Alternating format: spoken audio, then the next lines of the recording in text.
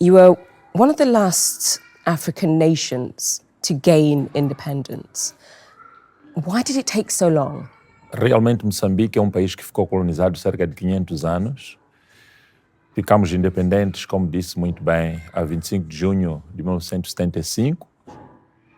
Este ano fizemos 50 anos da nossa independência, um dos países que levou muito tempo para ficar independente. E isto porque nós, como moçambicanos, no início optamos por alcançar a nossa independência por via diplomática. Mas, infelizmente, o colonizador não aceitou a via diplomática. As outras colonizações que aconteceram em África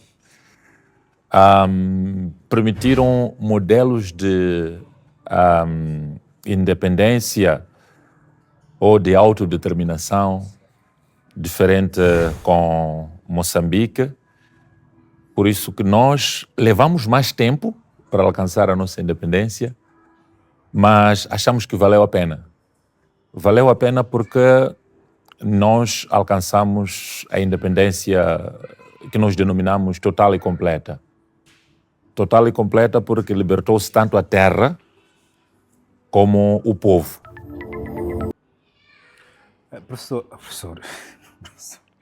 Pessoal, isso aqui é história, e todos nós conhecemos a história dos nossos povos, e apesar de conhecermos as histórias dos nossos povos, todos nós temos curiosidade em poder ouvir o mais velho, alguém que tem poder, alguém que está no poder, alguém que é nosso mais velho, a falar sobre a nossa história.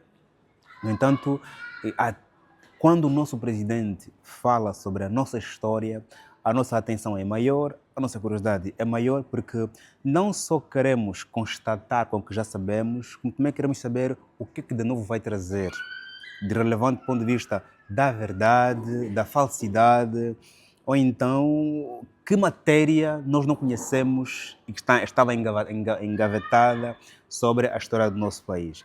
E é interessante que, apesar de nós já termos muita literatura, se continue a falar sobre a história dos nossos países. E o presidente de Moçambique trouxe aqui algo muito interessante, né, ao responder que Moçambique demorou a ser descolonizado porque queria resolver os problemas da colonização de forma diplomática, e nós fazemos logo uma interligação com o que aconteceu em Moçambique em novembro, dezembro, janeiro, fevereiro deste ano, quando houve manifestações. Manifestações é uma forma de, a depender de como ela se realiza, uma forma de tentar resolver um problema que devia ser resolvido à mesa. Quando se vai à rua para se manifestar, de forma pacífica ou destruindo os meios, a depender, é um sinal de que já se descartou as conversações na mesa. Okay? E quando diz que Moçambique queria resolver o problema com Portugal de forma diplomática, por isso é que demorou, está a dizer intrinsecamente aos jovens moçambicanos de que eu entendo a vossa luta. Quando pela mesa não se consegue resolver uma questão, vocês devem mesmo ir para a rua, assim como também nós ontem, quando tentamos conversar com o senhor Salazar, com o senhor Marcelo Caetano, primeiro com Salazar, depois com o senhor Marcelo Caetano, de que nós queremos independência, eles não quiseram, temos que ir para a lua, para a luta. Né? Aqui depois quando começou por causa de Angola, a guerra de 61, ponto. Mas vamos aqui olhar para a nossa história geral, depois claramente voltamos aqui para um enquadramento recente destas declarações do presidente de Moçambique. Mas não antes de pedir, por favor, Ndingoenda, s'il vous plaît, por favor, please, meu amigo, faz like neste vídeo, subscreva, partilha se faz favor. O teu like é importantíssimo porque é a razão pela qual eu volto aqui a gravar mais vídeos. Faz like, meu chefe. É importante que esse vídeo aqui seja entregue a muito mais pessoas. Não só as declarações do presidente de Daniel Chapo, como também o meu posicionamento que vai nos levar a uma certa reflexão, uma certa análise em relação à nossa história que todos nós já conhecemos. Ponto. Portanto, partilha, meu irmão, se faz favor. Faz like e subscreva se você ainda não está inscrito ao canal. Obrigado. Por que a África demorou bastante para ser libertada? Até alguém podia perguntar por que razão a África foi colonizada. Okay? Eu não estou aqui para dizer que o presidente de Moçambique está certo ou está errado, a história está ali, e quando se conta a história ninguém está certo, ninguém está errado. Quando se conta histórias, os interessados pela história devem consultar imensas fontes e depois tirar suas próprias conclusões. Infelizmente, em ciências históricas, somos obrigados a ir atrás das fontes, lermos 2, 3, 4 fontes, depois dizermos assim, para aquele estava certo, aquele estava errado, ou seja, aquele estava mais próximo da verdade, aquele está mais distante da verdade. E tempo após tempo vão surgindo outras revelações. Por isso é que é interessante nós ouvirmos os nossos mais velhos quando falam da nossa história. Ponto. O primeiro país africano a ser livre, quer dizer, é um país que já nasceu livre, que é a Libéria, né? Que é formado por escravos, né? Senhores que fugiram das colônias americanas, foram para a África e formaram-se na Libéria. Mesma história que tem com o Haiti, né? Se bem que o Haiti também é a história mesma, né? O Haiti também é formado por escravos que fugiram da América. E escravos levados da África para a América fugiram, formaram o Haiti. Mesmo também acontece com a Libéria. A Libéria é formada por pessoas livres da escravatura na América. Portanto, é um país que já surge nos anos 1800 livre. Ponto. Agora, se nós aqui olharmos para a África, o primeiro país a ser libertado é o país do senhor Kwame Nkrumah, o Ghana. Kwame Nkrumah, que é até o mais velho entre todos os independentistas. Okay? O Ghana, que se libertou da Inglaterra em 1950, a Inglaterra que participou da Segunda Guerra Mundial, Primeira Guerra Mundial, okay? Que viveu a Revolução Industrial, okay? Foram os problemas da Inglaterra, as suas próprias fragilidades, depois da Segunda Guerra Mundial, depois da Guerra Fria, Inglaterra frágil, com o advento da Revolução Industrial, que não conseguiu lidar com a pressão política que se vivia no Ghana. No Ghana havia grupos, hoje são chamados de revus, né? Os revus, né? São os jovens intelectuais que conheciam a realidade das coisas e pressionavam para o fim da escravatura. Okay? Muitos deles estudaram, estavam inclusive no exílio, estavam na Europa, porque nos seus países eram perseguidos porque havia repressão dura. O mesmo também acontece hoje. Muitos jovens revus nos países africanos, no Marrocos, no Egito, em Angola, em Moçambique, na Tanzânia, no Ghana, estão na Europa. Alguns em exílio, outros vida própria, mas muitos tiveram que fugir porque até hoje existe uma repressão advinda do neocolonialismo, quando ontem era da colonização.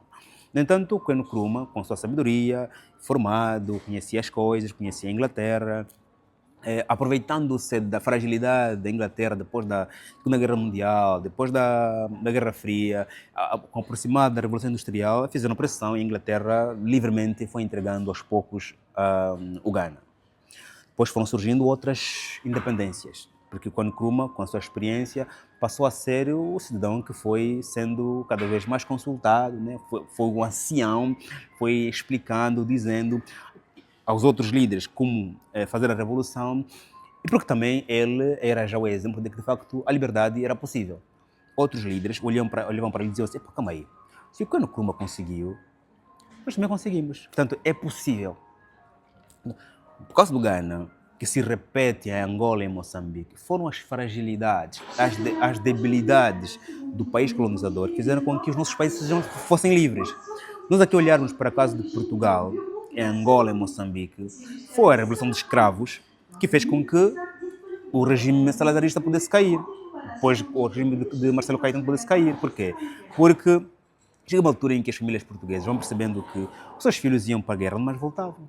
Quando as tropas, os soldados se revoltam em Portugal e está a decorrer uma guerra colonial nos nossos países, a guerra não avança, porque Portugal não conseguia mais enviar soldados, tinha que usar soldados africanos. E tem uma outra questão, né? Apesar da debilidade da vida deles, dos colonizadores, também demorou.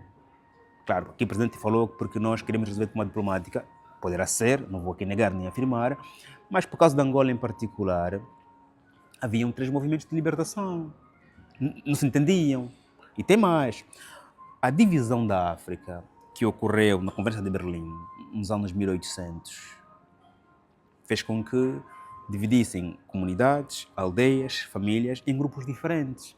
Nós somos amigos, nos separam, nos dividem, agora nos fazem Angola e Congo. Nós somos inimigos, nos separam, agora nos juntam. Agora nos fazem, por exemplo, dá aqui um exemplo hipotético, que não é que seja, okay? Agora nos fazem Namibe e Benguela, ou Namibe e Huila, por exemplo. Portanto, os amigos foram separados em países ou províncias. Os inimigos foram juntados em países ou províncias. Consequência, surgem vários grupos de depressão, vários grupos de luta, vários grupos tradicionais, como que chamam o nome exato, vão sendo vários pequenos exércitos tradicionais porque juntaram aqueles que não se gostavam e separaram aqueles que se gostavam. Portanto, a divisão advinda dos anos 1884, 85, na partilha da África, chamada Conversa de Berlim, também contribuiu para que nós estivéssemos tão fragilizados que não conseguimos lutar contra o colonizador. Nós falamos línguas muito diferentes, depois agora nos dividem e nos juntam com pessoas que falam línguas diferentes. Portanto, no Iji fala-se uma língua, na RDC fala uma língua, em Luanda fala-se outra língua, no Iji fala-se uma língua, no Soi fala-se uma língua, no Iji fala-se uma língua, em Mengele fala-se outra língua, no Iji fala-se uma língua, na Huila fala-se outra língua. Nos juntam em grupos que falam línguas diferentes. Até nos entendermos, nos organizarmos, usarmos forças, lutarmos, demorou bastante. É um conjunto de fatores que fez com que a descolonização demorasse bastante, mas aconteceu em função da fragilidade lá do seu próprio lado. Ou seja, hoje, quando nós vemos conflitos em partidos políticos, é o caso de Angola, não é? Generais no Carneiro, o Presidente da República, são essas brigas internas que criam fragilidades, fazem com que a revolta, ganhe espaço muito mais cedo. Agora, o Presidente de Moçambique, ao dizer nós queremos resolver a questão de forma diplomática, por isso que demoramos. Eu estou falando deste vídeo que está aqui a dar a fórmula para os atuais jovens de que se vocês estiverem a sentirem-se asfixiados e não tiverem a ver a solução diplomática, façam como nós fazemos, como nós fizemos, porque a fórmula já está aí entregue. Essas entrevistas, nas entrelinhas, para os mais atentos, passam muitas mensagens, muitas mensagens. Eu não estou cá a dizer explicitamente de que o Presidente falou isso. Estou a dizer que nós temos que aprender com as fórmulas que foram desenhadas antigamente. Okay? Assim como o Kwame Nkrumah foi o primeiro líder africano a conseguir a independência e usou essa fórmula, ou seja, pegou essa fórmula e deu para os demais chefes, líderes africanos, muitos foram visitá-lo no Ghana. Hoje, o mais verdade é dizer, se amanhã voltar a existir aqui uma repressão, e a atenção que a repressão portuguesa foi forte, uma brutalidade, muitos de nossos independentistas tiveram que fugir, uns foram mortos. A repressão colonial foi tão forte que até hoje nós somos, existe um auto-ódio entre nós mesmos. Muitos de nós nos chamamos de feios por sermos pretos. Chamamos de feio porque temos nariz grande. Chamamos de feio porque falamos português com sotaque das nossas línguas. Nos chamamos analfabetos por não falarmos inglês, francês ou português. A colonização foi tão profunda que os nossos filhos hoje em dia já nascem com preconceitos vários. Já querem uma mulher mulata. E a mulher mulata já quer um mulato branca, já quer um homem mais claro possível, porque filho mais claro gera prosperidade. Portanto, a colonização nos nossos países foi física, psicológica, material e cultural.